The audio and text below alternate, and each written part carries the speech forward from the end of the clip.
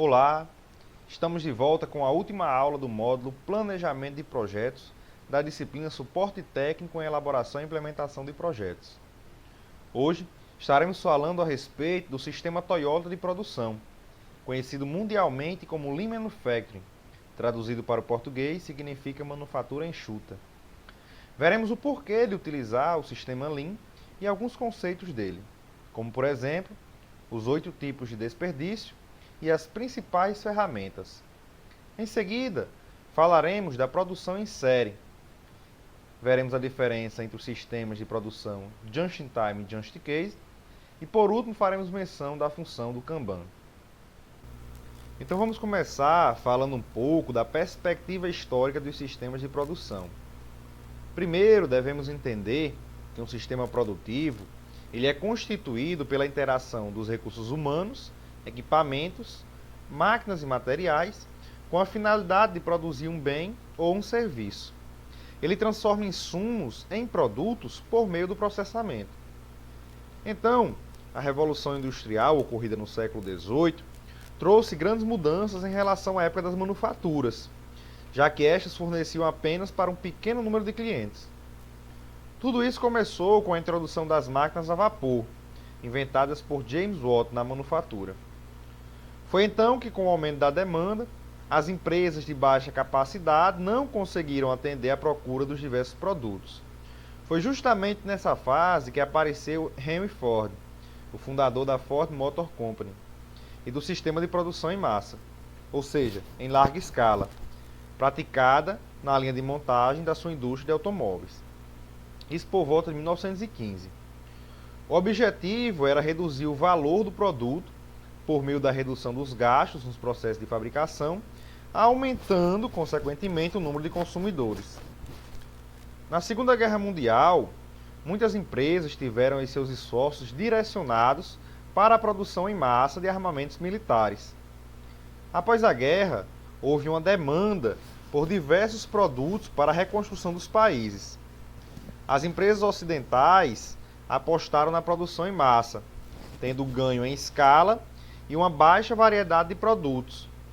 Algum tempo depois, surgiu a necessidade de obter um sistema mais eficiente, sem tantos desperdícios, e com a possibilidade de trabalhar com produtos variados. No Japão, após a Segunda Guerra Mundial, o país ficou devastado e teve de concentrar os seus esforços para a reconstrução e retomada das atividades industriais. Como a indústria japonesa foi destruída durante a guerra, o país ficou com recursos escassos, tornando importante uma reinvenção do método de produção.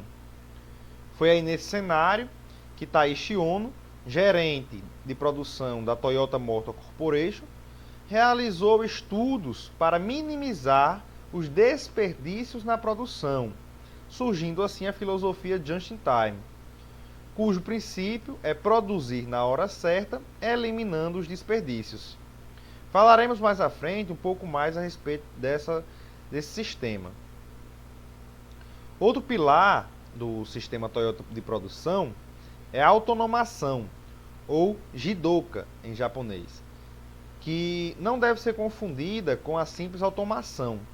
E ela também é conhecida como automação com toque humano, onde a intervenção humana ela vai ocorrer somente no momento em que for necessário e não mais em todo o processo. O sistema Toyota de produção ele propõe um fluxo contínuo, independente de longos tempos de ciclo e de estoque. A idealização ela começou com Sakichi Toyoda, em uma empresa de tecelagem com teares automáticos. Depois, a empresa ela foi passada para a mão de outros familiares e não obteve muito sucesso. Então, o sistema Toyota de produção ele só foi impulsionado realmente com o Taiichi Ohno. Então, por volta de 1973, houve aí a instalação da crise petrolífera, voltando as atenções para o sistema Toyota de produção. Na década de 1980, houve a crise nas 3 grandes empresas norte-americanas, a Ford, a General Motors e a Chrysler. Em contrapartida, houve uma recuperação em tempo recorde da montadora japonesa Toyota. Nesta fase de franca ascensão da empresa, muitas empresas ocidentais visitaram o Japão no intuito de analisar o seu sistema produtivo. O conceito da filosofia Lean, ele foi descrito pela primeira vez em 1990 no livro A Máquina que Mudou o Mundo, que fundamentou esse sistema produtivo descrevendo os conceitos e métodos aplicados pelo sistema de produção Toyota. O livro ele conta a história da evolução da indústria automobilística, combinando o mercado japonês, europeu e americano, onde a palavra inovadora foi Lean Manufacturing. Então podemos observar um quadro comparativo dos sistemas de produção artesanal em massa e o Lean Manufacturing. Neles são comparados alguns parâmetros, como produção, volume da produção, ferramentas, qualidade, relação com o cliente ou mercado, mão de obra e custo. Então pode-se observar aí uma clara evolução. No caso da produção do sistema artesanal, era feita uma peça por vez, enquanto que na produção em massa era feita, como o próprio nome sugere, em massa e de forma padronizada. E no sistema Lean, a produção ela é iniciada conforme a solicitação do cliente. Em relação ao volume de produção, o sistema artesanal ele possui um baixo volume, enquanto que na produção em massa, o foco ele é justamente o alto volume. E no sistema Lean, deve haver aí a possibilidade de alta produção se houver demanda. No sistema artesanal, as ferramentas elas são simples, porém flexíveis, diferente do sistema em massa, com máquinas caras e pouco flexíveis. No sistema Lean, as máquinas elas são flexíveis e com foco na automação. Quanto à qualidade, no sistema artesanal, ela vai depender da especialidade da mão de obra e será o máximo que for possível. Enquanto no sistema de produção em massa, a qualidade ela vai ser prejudicada, sendo apenas o suficiente para atender às expectativas do mercado, de modo que não vai exceder de forma alguma a elas. No Lean Manufacturing, o conceito empregado ele é de melhoria contínua em relação à qualidade e as ferramentas utilizadas para isso elas vão ser estudadas no próximo módulo da disciplina. No sistema artesanal, as especificações do produto são definidas pelo cliente, enquanto que no sistema de produção em massa, o produto ele é padrão sem variação, ou seja, o cliente, se ele desejar um produto com uma cor diferente, não vai ter disponível. Já no sistema Lean, há uma grande variedade de produtos, podendo atender as expectativas do cliente, já que a produção ela é sob demanda. A mão de obra no sistema artesanal ela é altamente especializada, enquanto que na produção de massa ela é pouco qualificada, e no sistema Lean ela é qualificada e multifuncional. Em relação aos custos, no sistema artesanal ele é bastante alto, já que aí não há uma grande produção e a mão de obra é bastante especializada. No sistema de produção em massa, como a produção é maior, o custo é baixo. E no sistema Lean Manufacturing o custo é mais baixo ainda, já que não há gastos aí com desperdícios, como a gente vai ver mais à frente. O sistema Lean ele possui 5 princípios que devem ser seguidos em sua execução. O primeiro deles é especificar o valor sob a ótica do cliente, considerando quanto o cliente pagaria pelo produto. Em segundo lugar, deve-se alinhar as atividades que agregam valor, ou seja, que criam valor na melhor sequência. Essas atividades são aquelas que transformam os materiais ou as informações em produtos que o cliente deseja, ou seja, pagam por eles porque eles enxergam valor. Deve-se também realizar essas atividades sem interrupção, em fluxo contínuo, sem paradas e estagnações no processo. O objetivo aí é a redução do lead time, através da redução dos desperdícios. Outro princípio é a produção puxada, onde as ordens são produzidas conforme alguém as solicita. E por último, outro princípio do Lean Manufacturing é a busca pela perfeição, através da melhoria contínua do processo, buscando sempre uma eficiência cada vez maior. Ao contrário do sistema de produção em massa, o Lean Manufacturing ele trabalha com a produção puxada, de modo que a produção ela só é iniciada quando houver necessidade, evitando assim desperdícios com formação de estoques. Então, para obter as vantagens do sistema Lean, é necessário atuar em atividades que não agregam valor, ou seja, eliminar os desperdícios. Estes podem ser divididos em 8 grupos. O primeiro aí, o processamento impróprio.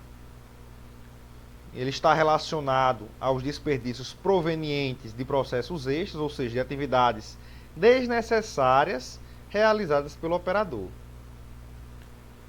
O segundo é o excesso de produção, ocorrendo quando se produz acima da quantidade demandada pelo cliente. O terceiro, o estoque, que na verdade é o excesso de estoque, seja de matéria-prima, estoques em processo e produtos acabados. Todos são considerados desperdícios e a formação de altos níveis de estoque, ela gera aumento no lead time, no custo de armazenagem, obsolescência e danificação dos materiais, entre outros. O excesso de transporte, que está relacionado com todo o transporte desnecessário, caracterizado aí pelo movimento de estoque em processo, isso é considerado desperdício. E os movimentos desnecessários, que é todo movimento desnecessário do operador durante o processamento, como por exemplo, procurar ferramentas. O sexto, defeitos de retrabalho, onde toda produção que estiver fora da especificação do cliente causará retrabalho. O sétimo desperdício é a espera, que são os desperdícios que ocorrem, por exemplo, quando os funcionários apenas acompanham a execução de máquinas automáticas. E o oitavo desperdício é o intelectual, está relacionado aí com as pessoas, que é quando o potencial da equipe ele não é aproveitado ou não há o envolvimento da equipe nos processos de melhoria. Então, com o intuito de aplicar os conceitos Lean, foram desenvolvidas ferramentas voltadas à eliminação desses desperdícios que foram anteriormente citados. As principais ferramentas são mapeamento do fluxo de valor, que visa identificar as atividades referentes ao fluxo de material e informação. O principal objetivo do mapeamento é identificar os pontos do processo no qual serão aplicadas as melhorias. O 5S, essa ferramenta ela tem o propósito de desenvolver práticas de melhoria para o ambiente de trabalho, propiciando aí um ambiente adequado para a aplicação das ferramentas Lean. O primeiro S, é a inicial do termo SEIR, que em português significa senso de ordenação. Tem o segundo, que significa SEITON, que é o senso de utilização. O terceiro é SEIS, o senso de limpeza. Tem o SEIKETSU, o senso de higiene ou de saúde. E tem o SHITSUKI, que é o senso de disciplina.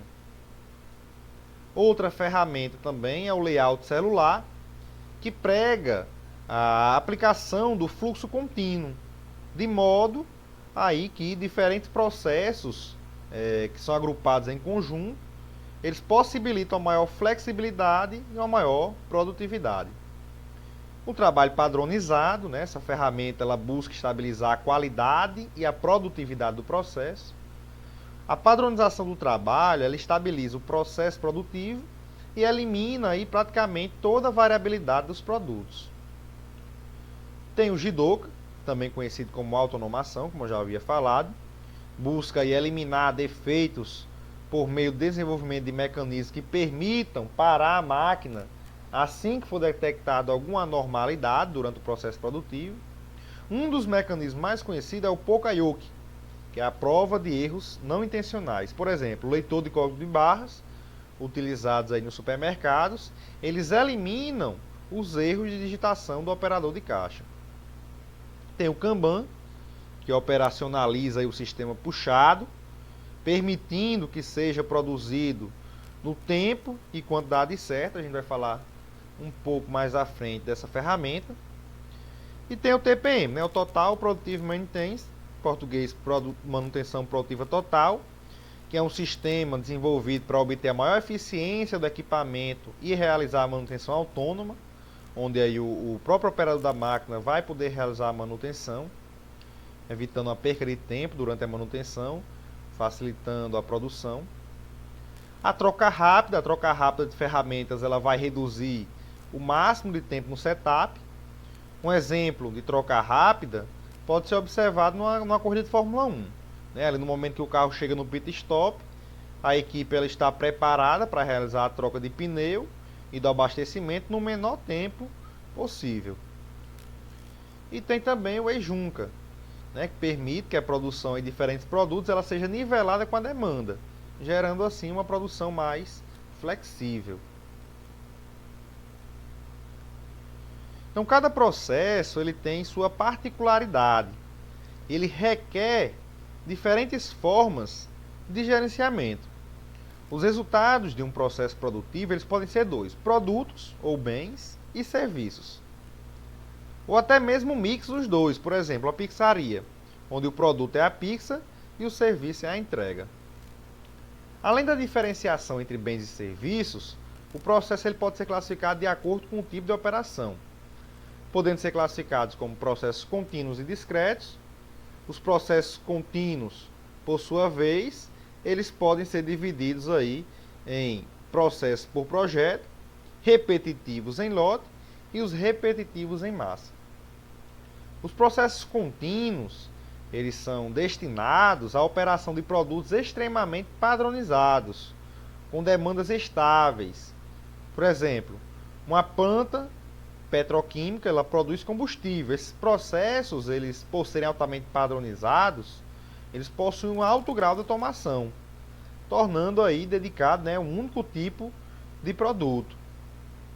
Os processos discretos, por outro lado, eles são caracterizados por atividades bem definidas, né, o que torna possível acompanhar as atividades do processo de produção diferentemente do processo contínuo. Por exemplo, a gente pode acompanhar a montagem de um veículo e é possível identificar as etapas e observar os componentes que ainda faltam, o que não é possível, por exemplo, com a reação química em um tanque. Então, os processos por projeto, que fazem parte dos processos discretos, como o próprio nome diz, eles estão destinados a projetos com início e término bem definidos.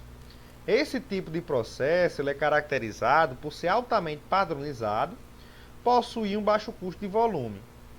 Exemplos disso são a construção de estradas, de edifícios, escritórios de advocacia, os alfaiates, que fazem roupas aí sob medida. Os processos repetitivos em lote, eles são caracterizados pela variedade e pelo volume médio, em que o volume ele é maior do que o processo por projeto, uma vez que a operação ela produz lotes de diferentes produtos. Esses produtos normalmente são similares, como por exemplo uma fábrica de móveis que produz cadeiras, mesas, armários, estantes, entre outros. Os processos repetitivos em massa eles são caracterizados por possuírem uma produção em série, um alto volume e uma baixa variedade de produtos. Uma linha de montagem de carros, por exemplo, é um processo repetitivo em massa, porque eles são ali montados, né, apenas carros, tornando impossível então a montagem, por exemplo, de caminhões, de motos. No slide aí a gente pode observar um quadro comparativo das diferentes classificações produtivas, em relação ao volume de produção, variedade de produtos, flexibilidade, qualificação de mão de obra, layout, capacidade ociosa, lead time, fluxo de informações e produtos relacionados aí com cada um, com os processos contínuos e os processos discretos, né, os processos por projeto, repetitivo em lote, repetitivos em massa. O Just-in-Time ele visa produzir apenas o que for demandado, ou seja, a produção de bens ou serviços exatamente no momento em que eles são necessários. Adotando essa filosofia, a empresa ela evita a formação de estoques oriundos aí da produção antecipada e atrasos e esperas referentes à produção postergada. O foco principal do just-in-time é o atendimento imediato da demanda sem falhas e sem desperdícios. Por outro lado, o just-in-case é o sistema tradicional de produção empurrada e ele visa a antecipação da demanda futura através da formação de estoques. Como esse sistema visa a utilização do recurso produtivo, é comum a formação de estoques com número de itens além do necessário. Isso é considerado um desperdício pelo sistema de just-in-time, pois os produtos eles vão estar sendo produzidos para estoque, muitas vezes sem garantia de que eles vão ser ao menos vendidos.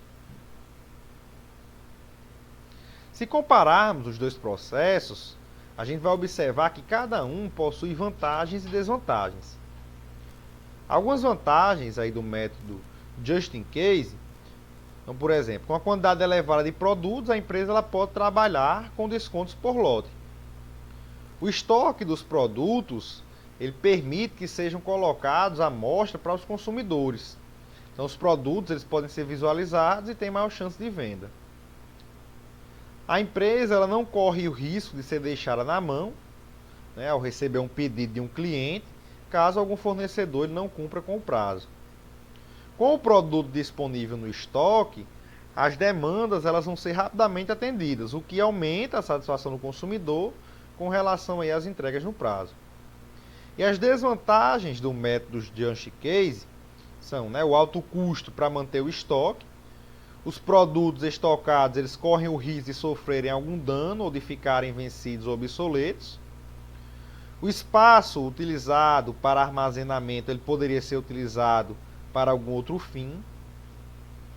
E as vantagens do método just-in-time são praticamente aí, nem o risco de algum produto ele ficar obsoleto, já que existe um giro constante de mercadorias no estoque.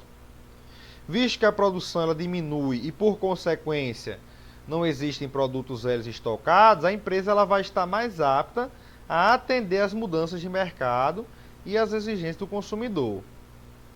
O custo em ter e manter um espaço físico eles vão ser reduzidos. A empresa não vai ter que investir tanto dinheiro na manutenção do estoque. E os erros de produção eles podem ser facilmente observados e corrigidos. Só que também tem as desvantagens do método just-in-time. Por exemplo, se o fornecedor não entregar a mercadoria em tempo hábil e conforme as especificações, vai atrapalhar no processo de produção. A empresa ela não pode, acontecer, ela não está preparada para atender as solicitações dos pedidos se eles ocorrerem em massa. Então é necessário um planejamento aí maior por parte da empresa. Como o estoque ele é gerenciado conforme a demanda, a organização ela precisa ter um pleno conhecimento de como funciona o ciclo de vendas e os tipos de produtos que vão aí ser mais solicitados. E para finalizar a aula de hoje, iremos falar a respeito do Kanban, que é um sistema de controle que coordena os fluxos de materiais e de informação ao longo do processo de fabricação, funcionando de acordo com um sistema de produção puxada. A palavra Kanban ela é de origem japonesa e significa cartão, visto que são utilizados cartões que definem o momento em que a produção ela deve ser iniciada. A principal função do Kanban é minimizar os estoques de materiais em processo, produzindo em pequenos lotes apenas o necessário e no tempo certo. Os painéis nos quais os cartões Kanban são inseridos, normalmente eles são divididos por faixas verdes, amarelas e vermelhas, cada uma com um significado específico. Por exemplo, a faixa verde indica que não há necessidade de produzir o item. já tem bastante em estoque. A faixa amarela, ela é utilizada quando é necessário produzir o item, porém é preciso primeiro finalizar o que está fazendo para então iniciar a produção do item correspondente no cartão. E a faixa vermelha é a faixa de segurança. Ela indica que é preciso reabastecer aquela etapa do processo para garantir que ele continue funcionando. Dessa forma, a cor vermelha no quadro de gestão ela simboliza para os operadores que é preciso abastecer o estoque do processo. Certo, pessoal? Encerramos aqui a nossa aula de hoje, a última aula do segundo módulo. No próximo módulo estaremos falando a respeito de qualidade e as ferramentas da qualidade utilizadas no controle estatístico do processo. Eu aguardo vocês na nossa próxima aula. Até mais!